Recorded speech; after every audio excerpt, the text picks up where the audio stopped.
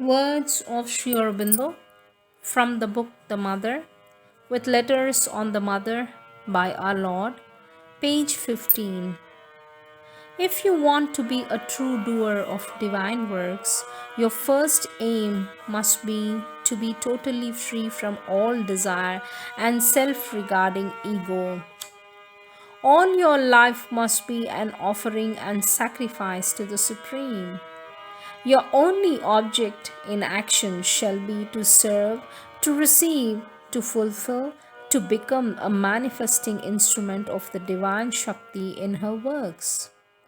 You must grow in the divine consciousness till there is no difference between your will and hers. No motive except her impulsion in you, no action that is not her conscious action in you and through you.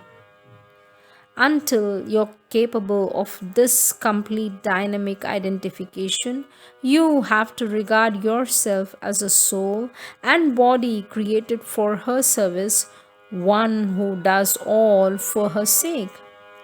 Even if the idea of the separate worker is strong in you and you feel that it is you who do the act and yet must be done for her.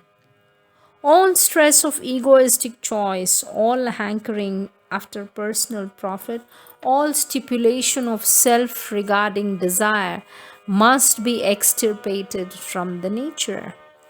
There must be no demand for fruit, no seeking for reward.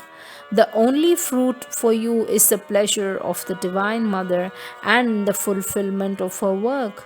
Your only reward, a constant progression in divine consciousness and calm and strength and bliss. The joy of service and the joy of inner growth through works is the sufficient recompense of the selfless worker.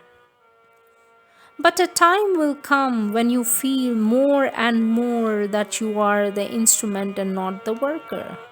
For first, by the force of your devotion, your contact with the Divine Mother will become so intimate that at all times you will have only to concentrate and to put everything into her hands, to have her present guidance, her direct command or impulse, the sure indication of the being to be done and the way to do it and the result. And afterwards, you will realize that the divine Shakti not only inspires and guides, but initiates and carries out your works. All your moments are originated by her. All your powers are hers. Mind, life, and body are conscious and joyful instruments of her action, means for her play, molds for her manifestation in the physical universe. There can be no more happy condition than this union and dependence. For this step carries you back beyond the borderline from the life of stress and suffering in the ignorance into the truth of your spiritual being, into its deep peace and intense ananda.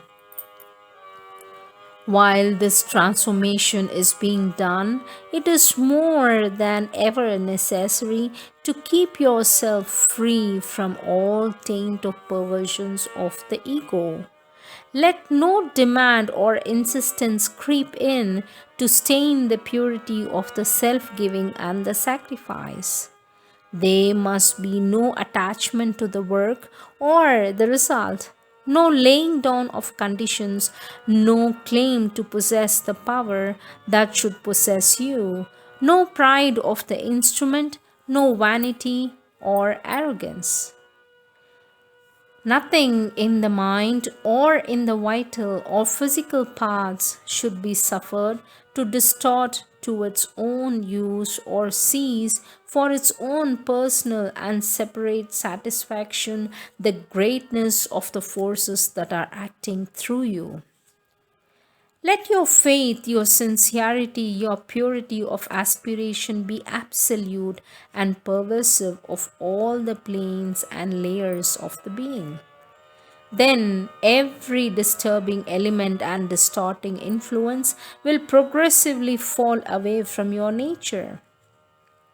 The last stage of this perfection will come when you are completely identified with the Divine Mother and feel yourself to be no longer another and separate being, instrument, servant, or worker, but truly a child and eternal portion of her consciousness and force. Always she will be in you and you in her. It will be your constant, simple, and natural experience that all your thought and seeing and action, your very breathing or moving, come from her and are hers.